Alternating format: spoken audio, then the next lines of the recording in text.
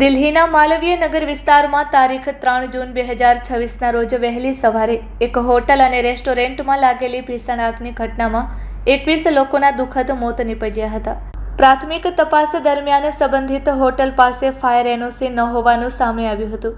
આ ગંભીર ઘટનાને ધ્યાને લઈ કચ્છ જિલ્લા કલેક્ટરના માર્ગદર્શન અને સૂચના અનુસાર અંજાર તાલુકા વિસ્તારમાં આવેલી હોટલો, લોજ, ગેસ્ટ હાઉસ તથા જાહેર ઉપયોગની સંસ્થાઓમાં આગ સલામતી અને વીજ સુરક્ષા સંબંધિત વ્યવસ્થાઓની ચકાસણી માટે વિશેષ નિરીક્ષણ અભિયાન હાથ ધરવામાં આવ્યું હતું.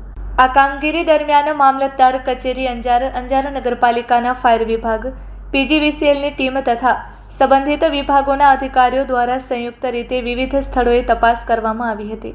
નિરીક્ષણ દરમિયાન ફાયર સેફટી સાધનોની ઉપલબ્ધતા, ઇમરજન્સી એક્ઝિટ, ફાયર એનઓસી, વીજ વાયરિંગની સ્થિતિ તેમજ આગ નિવારણની વ્યવસ્થા તેમજ અન્ય સુરક્ષા ધોરણોની ચકાસણી કરવામાં આવી હતી.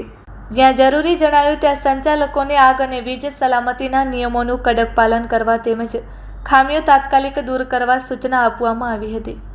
જિલ્લા વહીવટી તંત્ર દ્વારા જાહેર જનતા તથા સંસ્થાઓને આગ જેવી દુર્ઘટનાઓ ટાળવા માટે તમામ સુરક્ષા માપદંડોનું પાલન કરવા અને સમયાંતરે જરૂરી પ્રમાણપત્રો તથા પરવાનગીઓનું નવીનીકરણ કરાવવા અપીલ કરવામાં આવી હતી. Report by Bharti Makhijani, Anjar.